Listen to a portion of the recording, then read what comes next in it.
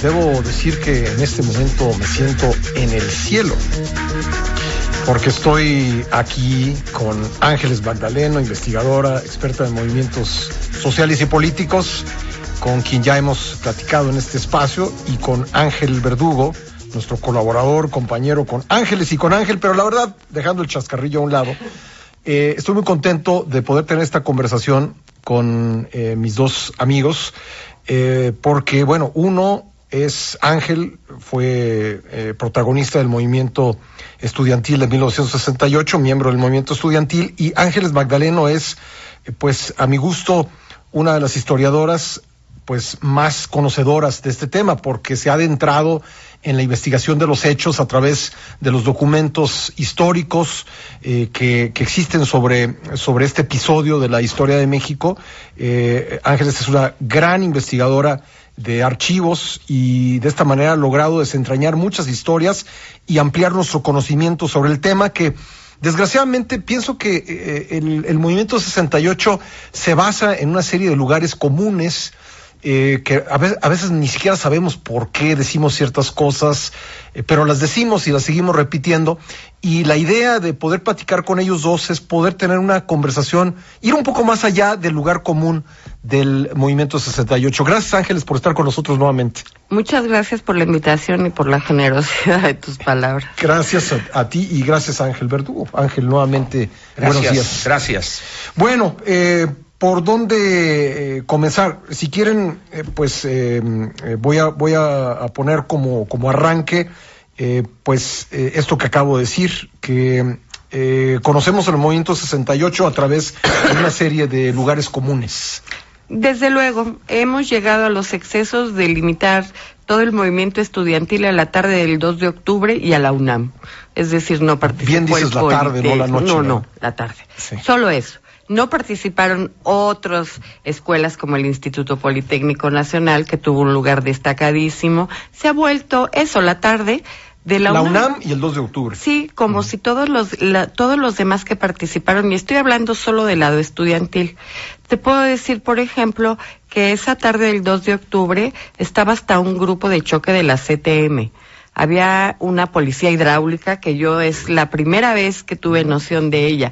Había una brigada especial de 300 personas integradas por gente del resguardo aduanal, la policía judicial, la de caminos. O sea, estaban todas las corporaciones policíacas. Sí, pero algunas estaban encubiertas. Ajá. Había 4,000 elementos de diferentes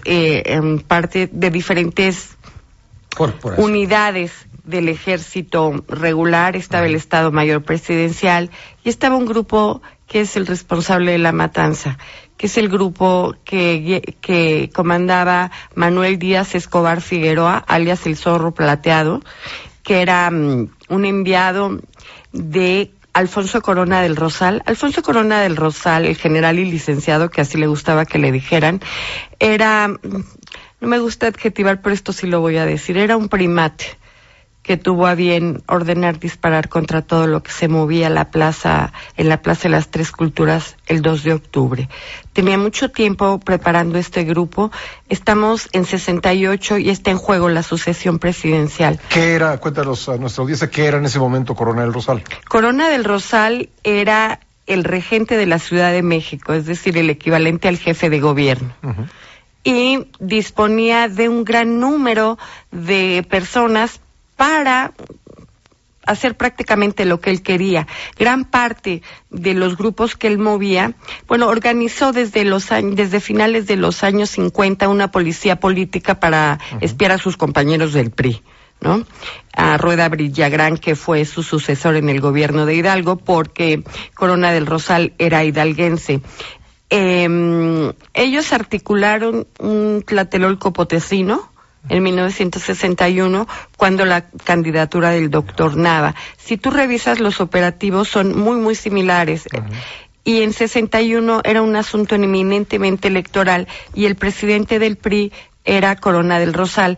Crearon un grupo que se llamó el Grupo La Lux, como luz en latín, y estaba financiado desde la CNOP por otro hombre que se ha ido en blanco en todo este asunto, que fue Alfonso Martínez Domínguez. don Jorge Eugenio Ortiz Gallego le dedicó un verso que me gusta mucho. Que tiraste a mis espaldas, niegas Martínez Domínguez. Alfonso, no te persignes, fuiste halcón pero con faldas.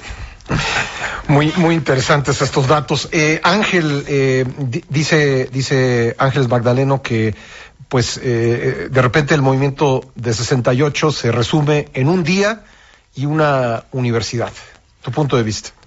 Evidentemente me da muchísimo gusto que una cosa que he planteado yo prácticamente desde siempre, el papel que jugó el Politécnico. Si uno revisa las imágenes, fotografías o videos o película, porque en aquel entonces hablábamos de película, no de video, en las manifestaciones, los 2 camiones que están el 27 de agosto en el Zócalo, y tú vas a encontrar una constante. Instituto Politécnico Nacional eran los camiones. Si tú te vas a Zacatenco, vamos a que regresaremos en el tiempo, la imprenta del Politécnico estaba tomada y trabajando 100% a favor del movimiento, volantes, etcétera. Es decir, cuando ves eso y luego le sumas que prácticamente el 100% de lo que se juntaba para pagar los desplegados en Excelsior eran 20 y pesos y eso, que juntaban los cientos de brigadas, por no decir miles, de politécnicos.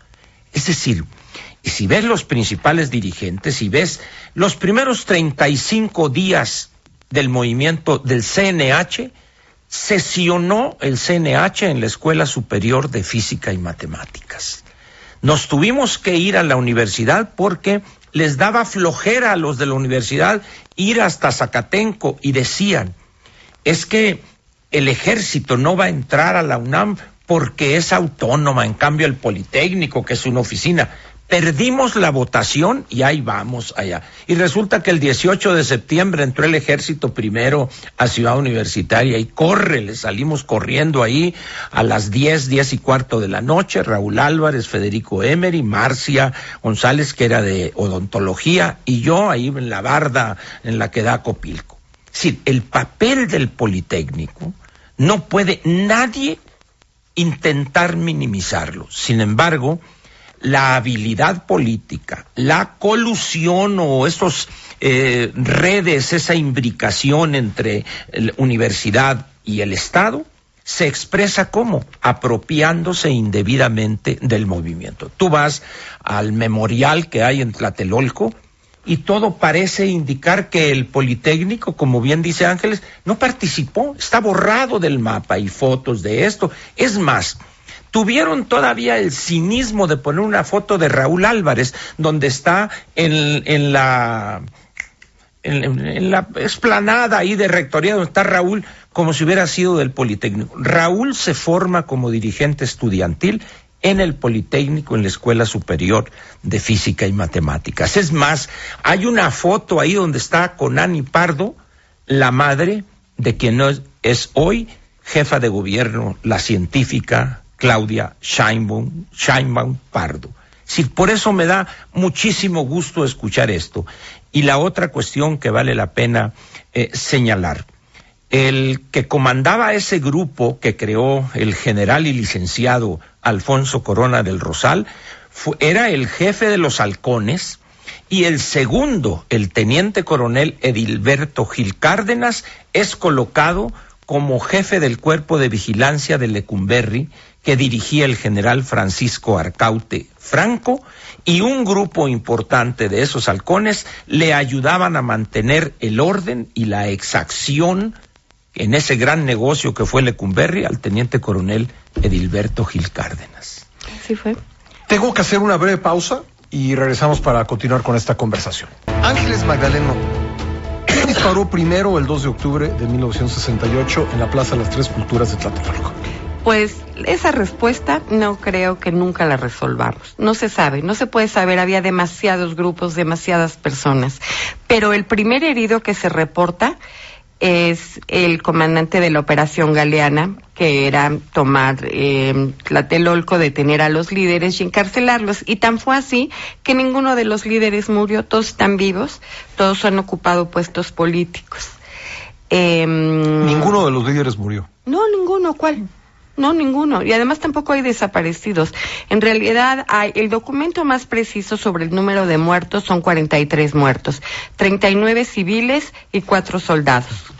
Hago esta distinción, aunque son pues 43 mexicanos, y de esos 39 civiles, 12 eran estudiantes, el resto eran amas de casa y un menor de edad, Cecilio de León Torres, que tenía 11 años, hay empleados federales, está un primo de Roberto Madrazo Pintado, está Regina Teuscher, que después se convirtió casi en un culto.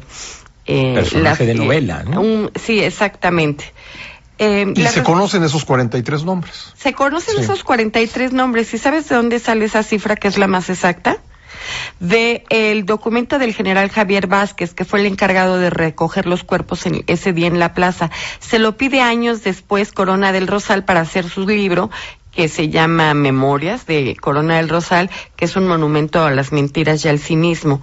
Y además, él hace algo que es fundamental para entender lo que pasó ese día. Él recorta un párrafo del parte militar.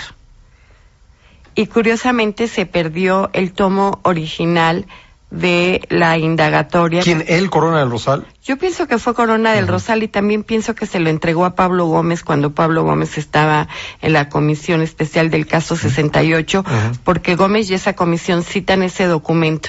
Si no está en PGR y no está en los archivos, entonces, y ellos lo citan, es que se lo entregó, así de sencillo. Bueno, cuando se le pregunta a casi cualquier persona cuántas personas murieron en la plaza, y esto no quita la importancia al hecho y no quita nada de lo trágico y aborrecible de lo que sucedió, pero muchas personas contestarían decenas, centenares o miles de muertos. Bueno, tú das una cifra precisa de 43. Eso es lo que documentalmente se puede probar. Incluso Álvarez Garín y el comité del 68, ellos solo consignaron 26 muertos.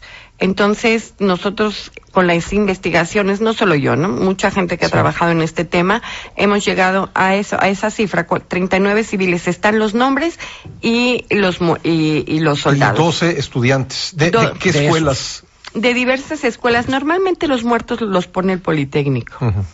Sí, desde luego hay gente de la universidad, pero normalmente el grueso de los contingentes los puso el Politécnico. Hay dos cosas que quiero decir respecto del instituto. Uno es cierto, el camión, estos en que que vemos en las imágenes, en los mítines previos, cuando dice Díaz Ordaz, bueno, está bien, aquí está mi mano abierta, vamos al diálogo, y ellos dicen, el 1 de septiembre a las 10 de la mañana, eso era inadmisible. ¿Sí? Por el informe. Por el informe, eso era pues eso no era negociar, y ahí se introduce un personaje muy ambiguo que es Sócrates Campos Lemus. Pero el Politécnico, es cierto, tuvo muchas formas de lucha. Algo que no olvido de ellos, que me divierte mucho, es que agarraron perros callejeros, los chavos del Poli, y los pelaron de lomo y les ponían letreros, ¿no? Los 6 puntos del pliego petitorio de 1968. Entonces andaban los granaderos en los mercados correteando a los perros. Siempre han dado batallas ejemplares, como la toma del Politécnico. De hecho, duró 28 horas. Los granaderos no pudieron tomar el Politécnico, y Corona del Rosal pidió la intervención del ejército. La intervención del ejército la pide Corona del Rosal, y desde el 26 de julio que empieza el conflicto tiene a Díaz Escobar ahí, que ya murió Díaz Escobar, pero es el personaje que permite articular toda la represión de esa década y de la siguiente. Ángel. Quiero decir, esa pelea en el casco del 23 de septiembre, los granaderos fueron nulificados completamente. Llegan las tanquetas del ejército y ahí hay una batalla como si fuera de guerrilla urbana, con los tupamaros por un lado, que eran, vamos a decir, la imagen del guerrillero urbano, pero una operación donde va replegándose poco a poco, hasta que se abandona el campo. Y las grandes armas poderosas eran unos tubos con un cuetón. O sea, esas eran las bazucas que tenemos, nada de que había, no. El problema, ¿cuál era para los granaderos? Los granaderos en aquel entonces no traían armas, traían toletes. Ya les habíamos destruido todos los camiones especiales de los granaderos, los que tienen descubiertos las laterales para que puedan bajarse. Entonces andaban en camiones urbanos, esos que costaban 50 centavos en aquel entonces. Entonces era cuestión de acercarse a aventar una bomba molotov adentro, y aquello era, pero casi de película de los Tres Chiflados, un corredero, no sabían qué hacer, porque acuérdense, nomás tenían 2 puertas, y llegaba un momento en que ni siquiera podían abrir las puertas. En los mercados, por ejemplo, llegaban 10 granaderos y en cuestión de segundos los encapsulábamos, dicen ahora. Es decir, con esto lo que quiero decir es que la ciudad antes del 2 de octubre prácticamente era nuestra. Y eso generó una actitud de suficiencia, una actitud de soberbia, y cometimos gravísimos errores. ¿Cómo cuáles? Insistir en ese diálogo público, y ese error que señaló Ángeles de el presidente nos tiene que venir a informar aquí en el Zócalo a nosotros. Dice uno, bueno, esto es locura. Y la cuestión esta que sucede en el Zócalo, porque decíamos que venga aquí el 1 de septiembre, no, Zócalo, se desborda ahí. Y sucede algo ahí muy curioso. En el momento en que se pierde el control, están los 2 camiones del Politécnico, y en el medio hacemos una especie de team back, y dice Raúl, vámonos, hay que levantar esto. Ahí estaba el Pino, que está vivo, ahí estaba Gilberto Guevara, que está vivo, que pueden atestiguar esto. Y en un momento dicen, órale, vámonos, hay que levantar esto. Y dice Luis González de Alba, ya falleció Luis, pero está Gilberto, están otros que estaban ahí, y dijo, no, porque ustedes los del Politécnico se juntan y toman las decisiones. Del Consejo decidió quedarnos y se queda. Y el primero que inmediatamente se desapareció de ahí de la plaza fue, obviamente, Luis González de Alba. Y nos quedamos como responsables del campamento el comandante Salvador Martínez de la Rosa El Pino, lo designa Gilberto Guevara, y a mí me designa Raúl Álvarez, y éramos los responsables de ese campamento ahí. A las 12 de la noche se prenden las luces del Zócalo y nos dicen tienen 5 minutos a las 11:55 para abandonar la plaza. Y pues entre que córrele, que acá que los camiones, en ese momento entran las tanquetas y lo demás sería historia. Otro error. Perdimos varias votaciones históricas. El 2 de octubre, cuando ya las cosas estaban muy complejas, ya había sido la toma de Ciudad Universitaria, había habido un mitin el miércoles anterior en Tlatelolco, el 25 de septiembre. Entonces, esto tenía por objeto el 2 de octubre marchar de Tlatelolco al casco de Santo Tomás. Entonces, se tomó un acuerdo en la reunión de CNH previa de que los principales dirigentes no deberían ir a la plaza, porque ya estaba la cosa de que nos estaban queriendo agarrar. En el 18 de septiembre en la universidad llegaron a medicina pensando agarrar al consejo, y resulta que agarraron a los padres de familia que estaban abajo, nadie les avisó que llegó el ejército. Entonces, ya íbamos a salir de ahí del auditorio del CIME, y a Jack Segura Garrido, que es otro personaje que ha quedado en la oscuridad, agente de la Federal Seguridad y representante de una escuela que así es, le llamaban normal oral, le llamaban porque era para ciegos. Pensábamos Gilberto Guevara y yo que esa escuela no existía, y fuimos allá por Vallejo y efectivamente sí existía esa escuela. Entonces se para y detiene a la gente a Jack Segura y dice, no, espérense. Y dice, no, es que si no van los principales dirigentes, aquello se hace un desorden, tienen que ir, y perdimos la votación. Pero no obstante eso, ahí van todos los dirigentes. Raúl Álvarez se quedó abajo, Gilberto, Federico Emery, que en paz descanse, y hoy vamos a la tribuna, pero ahí estaban prácticamente todos. ¿Por qué? Porque era una especie de glamour, pues, estar ahí. Bueno, ahí estaba Luis, ahí estaba con una periodista peruana. Le pregunta, seguramente el policía que lo agarra y lo baja al 5º piso, yo creo que algo sabía de geografía, porque le dice... Porque estaban en el cuarto. En el cuarto. Entonces le pregunta y le dice, usted no. Entonces dice la señora, dice, es que viene conmigo. Entonces creo que era ecuatoriana o peruana. Entonces yo creo que este hombre terminó la primaria y le pregunta cuál es el principal puerto de Perú o de Ecuador. Y no supo contestar Luis. Vámonos, llórale. Y ahí Luis, cosas lo así, hundió la falta de conocimiento de la geografía de América. Bueno, tengo que hacer una nueva pausa y regresamos para concluir esta conversación sobre el 2 de octubre.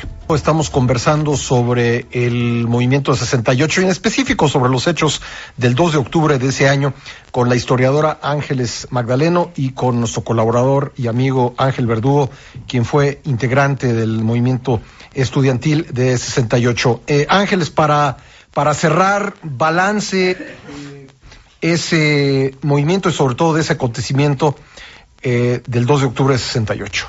Bueno, el 2 de octubre, en mi opinión, representa un punto de inflexión para mal. ¿Por qué? Porque se rompen muchísimas cosas.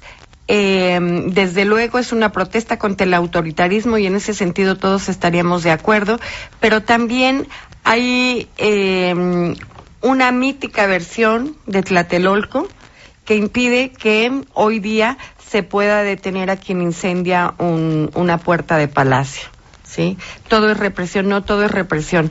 El Estado puede y está obligado a usar la fuerza porque le cedimos nuestra voluntad para que nos proteja. Sí, entonces desde el 68 en todos lados se acusa represión. Sí hubo una represión, pero no fue la represión burda y brutal de los países contemporáneos. Eso hay que dejarlo muy claro.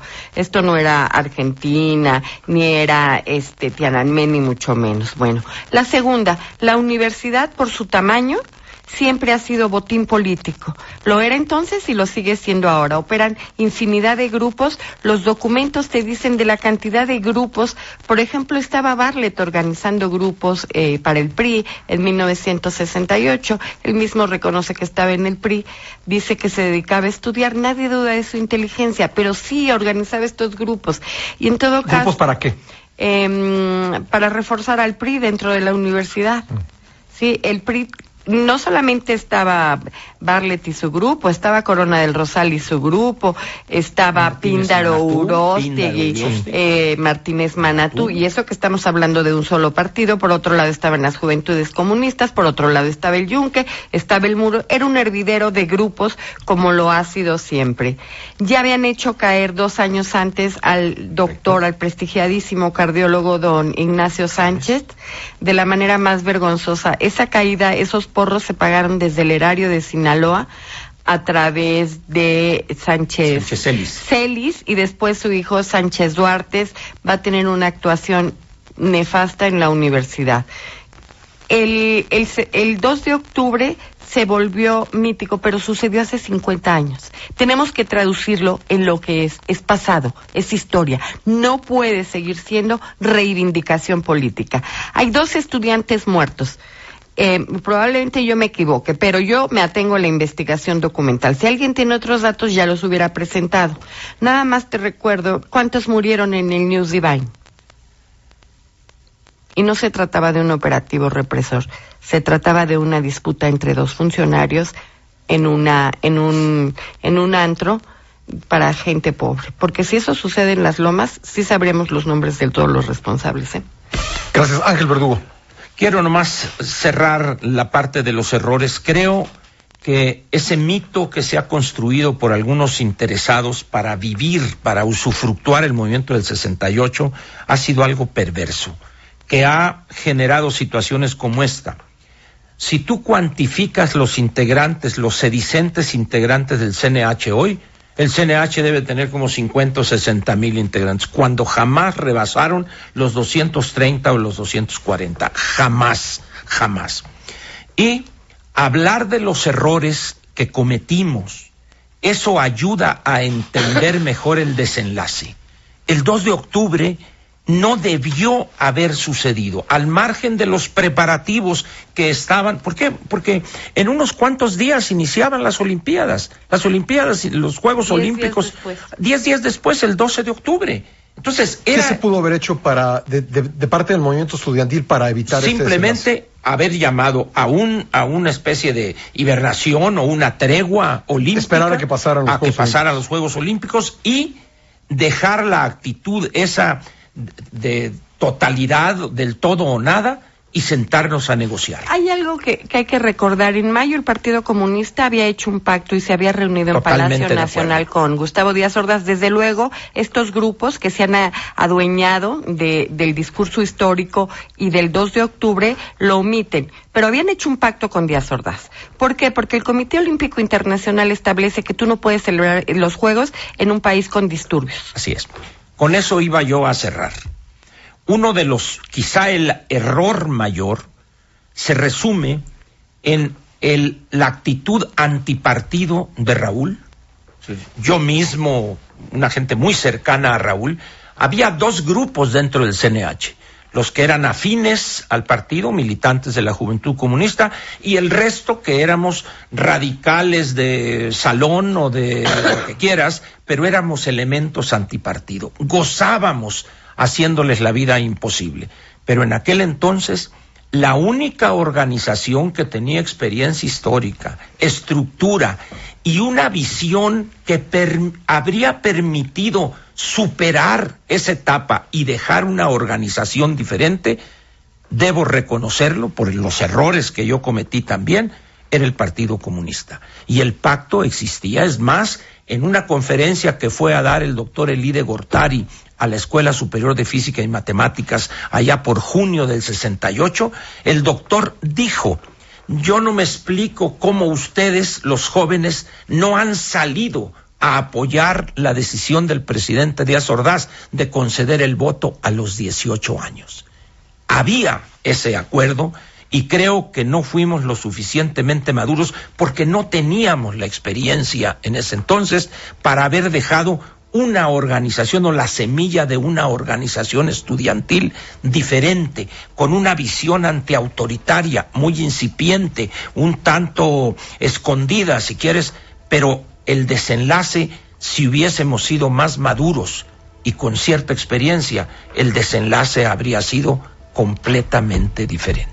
Por último, Raúl Álvarez Garín nunca reconoció esos errores, nunca tuvo una actitud crítica, incluso en la declaración ante la PGR dijo que él vio cómo el ejército había disparado cientos de veces sus armas contra la población. Si eso hubiera sido cierto, los muertos se hubieran contado por miles. A diferencia de Luis González de Alba. Así es. Luis González de Alba siempre tuvo una actitud crítica, siempre lo he respetado, y lo he respetado por una razón. Es el único de los declarantes en la Fiscalía que dijo la verdad. Así es. Yo, en ese sentido, por eso le guardo un afecto especial a Luis, porque fue efectivamente el que desde siempre dijo eso. Pues les agradezco mucho a ambos. Yo sé que podríamos hablar días completos por las características del episodio, del movimiento estudiantil y por el conocimiento que ambos tienen sobre este tema. Pues es el tiempo que tuvimos, pero estoy seguro que nuestra audiencia pues ha salido con nuevos datos que no conocía de estos hechos. Además, pues bien explicados por Ángeles, que es una investigadora que como poco se ha adentrado en la documentación existente sobre el movimiento de 68 y todos los acontecimientos de ese año, y Ángel Verdugo, que lo vivió como parte del movimiento estudiantil. Muchas gracias a ambos. Gracias. Gracias.